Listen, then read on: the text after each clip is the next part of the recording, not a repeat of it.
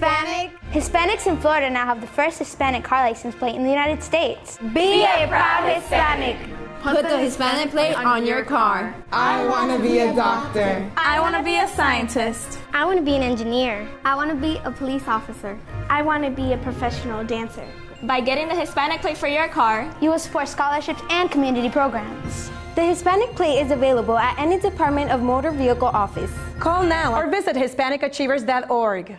Good evening. Thank you for joining me tonight on another show of Latina Role Models. I'm Shayla Sencios.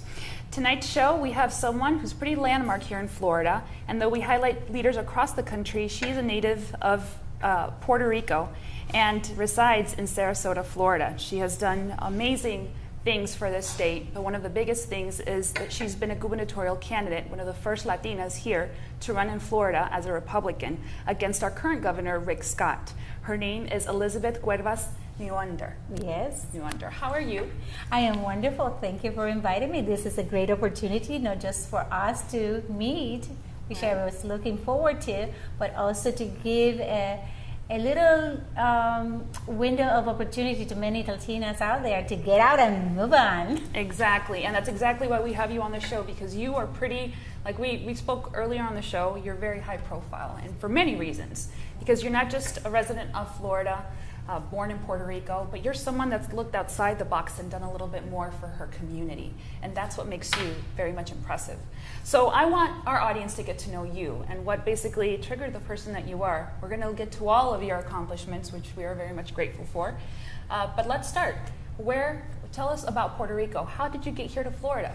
And what made you come? Well, I was born in Utuado, Puerto Rico, which is the cradle of electricity for the island and also the cradle of water reservoir to give the island.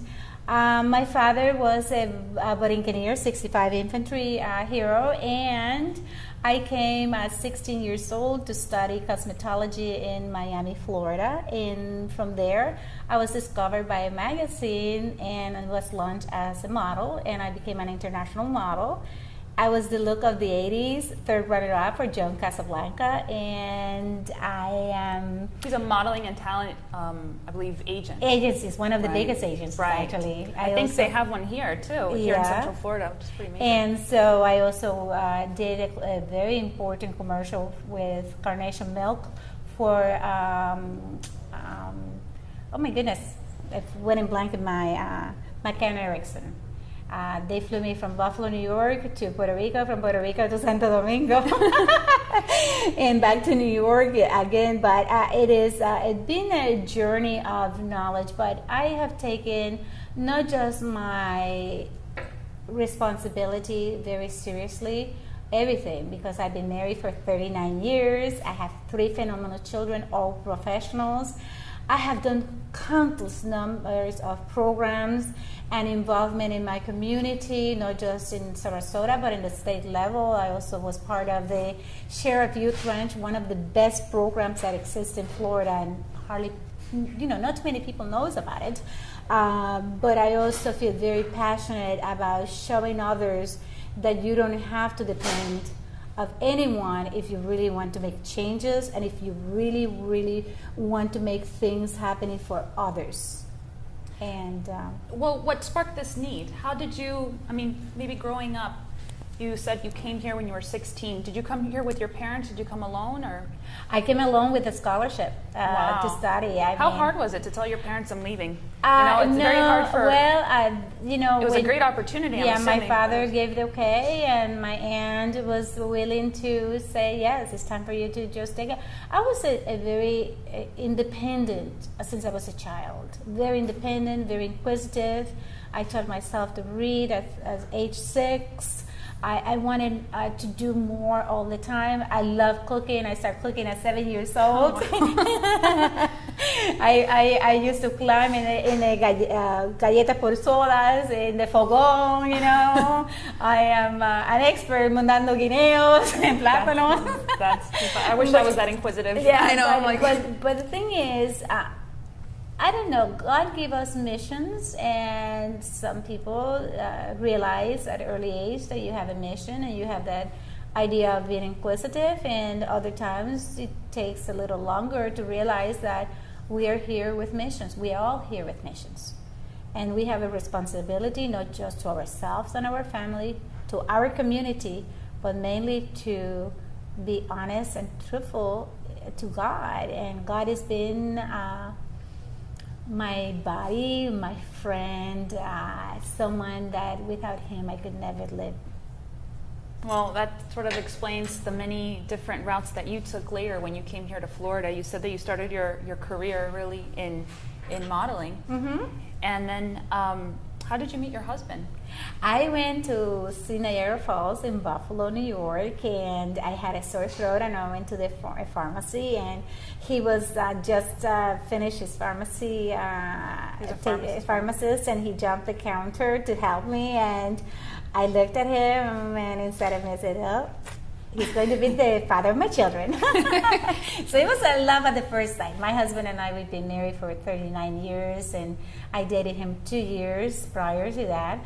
So we are not just best friends, but we also help each other. And many times I think he is a little jealous that he has to share me with others, but he's always out there applauding me, you know. He's your number one fan? Oh yeah, and well, my family is. My family. As long as your husband's there supportive, because sometimes it's very hard for a lot of women who are very accomplished to have someone by their side who really applauds them as they, you know, continue innovating and continue contributing and continue with their ideas. You know, a lot of women are like that, and you've proven to be like that. So that's awesome that you would have someone like that and that you found him, and for 39 years. Mm-hmm. You know what? If I could give a message to all our people out there, I would say, when you find someone that you really like, that you really love, that you think that is the person that should be in your life, there's always going to be problems. There's not a perfect marriage, but you have to work on it. It's a job. It's a job. It's not something that you can, because you don't like the behavior or a mistake, you have to go back and see, and you have to sit down and dialogue. Look, you left the toilet seat up and I don't like it. Okay, you didn't put your clothes in the hamper. I think it would be nice if you can help me, because in that way I can take the hamper to do the clothes. Or you left the dish out. Can you try the next time, to clean it and put it away? Because that will help me to be with you more instead of work, doing. It's work that you want to take on to make it better. Exactly, right. It's a working relationship. It's like a masterpiece, a painting. You cannot expect to do it all instantly. It takes time. Right. It takes time. That's a really nice analogy. Yeah. A masterpiece. Masterpiece in the making. Yeah. Right. Yes. In the making. And I know that one of the biggest things, I think, and that's very timely right now, it's December now. Last month was the gubernatorial election. During the primaries in August, you went against Rick Scott, and you got 101,000 and some. No. It's been marked. I do apologize. 100,800 and some, but it's been rounded to 200,000. Okay. And that's Republican voters from every during walk the of primary life. of this year, which is pretty major. And you know what is the most important thing? Mm-hmm. I did it all with $8,000. That's being effective with the use of money, and that's awesome, because that means you had support, and that you had probably contributions that may have been small, but that shows support from people. I only ask people if I prefer giving me money, but I prefer if you go and talk to 10 people and you give my palm card and tell them that I'm devoted to your cause. I went through specific areas that needs to be work in the state of Florida, the issue of human trafficking, education, the protection of small business, save our homes for our senior citizens. We have to, the homeless, why someone who was a productive small business lost everything. Just because one technicality. I have seen so many of them, especially in construction, losing everything just because the license was not renewed on time. Things that they are very small, they're penalizing our people, and they don't penalize only the people, they're penalizing the entire family. I went after the mayor of Kissimmee head to head, and I forced him to realize that he was devastated. Hundreds of thousands of people by giving tickets, turning on the red lights. I took that head to head, and I forced the state to realize that this is a nonsense, a cash cow, and you cannot take a license from someone who cannot pay a ticket, turn it to the right, because then you put them in poverty. Right. And they have to be a little bit more candid about how they do things and the type of punishments they I can instill. help. You know, the thing is that there's so many of making money. Right. I can teach how to make money. The thing is that they have to be making sure that they have to be more productive and active in getting others to be involved, and not to be micromanagement all the time, even though that they're politicians, you know. How do you feel about being the first Latina to run for governor, and on top of that, Puerto Rican as well, which is one of our growing minorities right now in the state of Florida? Well, I will tell you that I am proud to break the glass ceiling for the Puerto Rican community in the nation. I'm the first one in the nation. But as a Latina in Florida, to break that glass ceiling and tell Latinos in Florida that we are important, that no matter if you're rich or poor, black or white, a Cuban or Mexican or whatever, if you're a citizen and you vote is as equally important as someone who's a billionaire. Right. There's no discrimination there. You just need to get out and vote. Need to get out there and learn the issues that are affecting you. Don't just go and listen to someone who's spewing gossip or lies to get you to vote for him or her or a group. No, go and find that for yourself, because you can be doing a disservice thinking that you're helping and you are not. So I always meet all my candidates as much as possible in my county and in my state. I know my senators, I know my school boards, I know my commissioners, I know my mayors, and when I have an issue, I take the phone and I call. Right. You have that right. Anyone can do it. Right. Everyone can do it. What's your message for people, and ladies out there in particular, who see you, someone who did something bold, ran for office, and they don't see that future or something like that, or inspired by you, really, inspired by your accomplishments and the things that you've paved way to? What do you tell them when you have a fellow Latina who's younger than you, who maybe feels insecure about being that very first of the first? What do you say? Well, I always tell everyone, I want to inspire you to take control of your destiny. Wonderful. All the time. Right. If you are not control of your destiny, if you're not control of your future, what are you doing? Right. Why would you depend on someone else to do it for you when you know they're not going to do it for you? They're going to do it for themselves. So be honest. I am honest. That is what makes me, when I run for office, a candidate that people love to hear, because I tell them the truth. I completely rejected corporate money. I rejected PAC money. I rejected individual with a special interest and organizations. Right. That's one of the things that I believe strongly. I give the biggest awakening to the Republican Party in the state of Florida. Just because I am a Republican, a passionate Republican, I am, our mascot is an elephant. An elephant never forgets. And I tell you, I never forget what passed in my own party that I think is devastating, not just for the party, but for the people that are involved. And it's a membership that you have, and you have to be devoted to that membership. And if you're not part of it, you know, don't get involved. You have to be part of decision making and initiate what others have not dared to do. Because by being bold means that you need to be listened and you need to be respected. Wonderful. Thank you so much for being here. It is an honor to interview you. There you have it, guys. Take control of your destiny. We're going to be right back after the break. Are you proud to be Hispanic? Hispanics in Florida now have the first Hispanic car license plate in the United States. Be a proud Hispanic. Put the Hispanic plate on your car. I want to be a doctor. I want to be a scientist. I want to be an engineer. I want to be a police officer. I want to be a professional dancer. By getting the Hispanic plate for your car, You will support scholarships and community programs. The Hispanic plate is available at any Department of Motor Vehicle office. Call now or visit HispanicAchievers.org. And thank you for joining us again. We're back after a commercial break.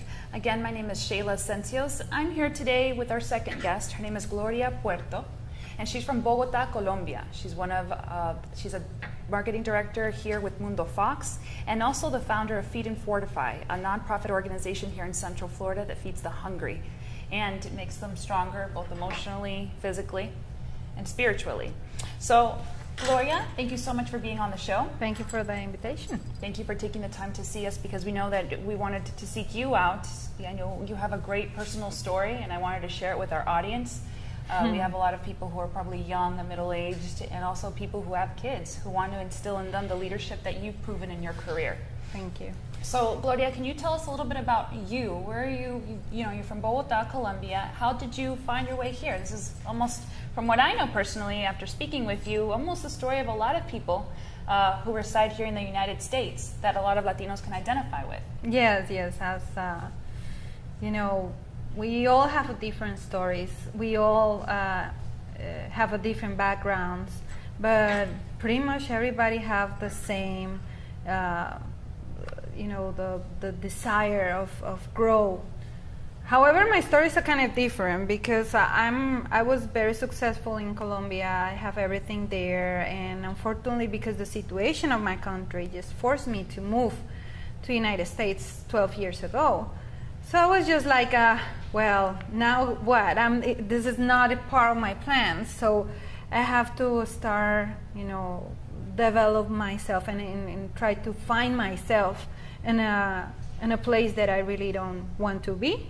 So it's a challenging in a different way. But at the same time, everything happened for a reason. And I think God have a great purpose for me and pushed me. Said, you know what, I want you here, and I want you to lead something big for me there. So in that time I didn't understand, but now I understand. That's wonderful. There's a lot of things that I think people have experienced where you just ask yourself why, and then only time can tell you. So how did you make Florida home? I know that you talk about having to move here, and at the same time you didn't understand it. You weren't maybe happy with it because it wasn't the most ideal situation. But why did you choose Orlando? Did you reside anywhere else? Well, my family has to move first than me. So they decide Orlando because they know people here, and I love Orlando. You know that I just very flexible. I learned that since a kid that you have different situations that you have to, you know, adapt to, be flexible, because you have two options, pretty much. Or you make your life miserable, or you just have what you have. Y voltea la tortilla. So I'm in love with Orlando. I think it's a great city. It is a perfect moment of growing. And what can I say? I'm a Floridian Orlando girl now. How many kids do you have? One, 10 years. And it was a little miracle. I tried to have kids in Colombia with my ex-husband. Unfortunately, I couldn't. So I was just like, you know, it's not, probably God doesn't want me to have kids. And then here, the miracle happened. I have one 10 years old. Wonderful. And upon coming here, I know that it was a new state, a new nation really for you. What led you to your current career, and how did you get there? It's fun when you made me the invitation. I was just like, wow, the role model, you know, is a huge name, and to be a role model you have to have some kind of success and do something good. And what I see in this is everybody see us or see different role models at the top, you know, wow, they do this and that and then, but then forget a little bit about the process. And in that process, what can I say? It's being challenging, or it's challenge and another challenge, and you think you're doing for a good, and just turn and doing everything. So I start cleaning, houses, offices, to go to different works, jobs, but you grow every time that you are doing something. You're learning something to grow and apply it for your next step, and that's what I'm doing. And I learned from being a volunteer. It was helped me a lot because they put me the connection on people. Volunteer my time helped me a lot to get what I have right now. So sometimes you don't realize how important is giving. When you give, it is just a life rule. When you give, it is a time that you receive. You're never doing like awaiting something. But when you're serving, you are open your arms, you are open your hands to receive as well. So I just start volunteers in a lot of things, and that make my career go forward. Did you know upon coming here, or maybe earlier, that you wanted to take the route of marketing, public relations sort of career, which is what you do now? Well, I always, I'm a farandulera, like you say in Spanish. I always like, events and creative things and productions and do this and that. I'm a very talking people, I like to involve with people too. But I didn't have that idea. I'm an occupational therapist. That's what my profession is. So it's just like, okay, this kind of fun way to, to move from from one thing to another. Therapist to something. Right, but you discover different, life shows you your different talents through circumstances, right? That's the key. That's the key. See what your talents are. Right. And utilize that talents to move forward. So I find out that I'm very good with people, and I'm gonna start, working with that. And I'm gonna start, like I say, as a volunteer, helping here, there, and I can see what my potential was. And I was just like, okay, let's try this, let's try that. I did everything. You can't even imagine. I did a lot of things, but always helping people.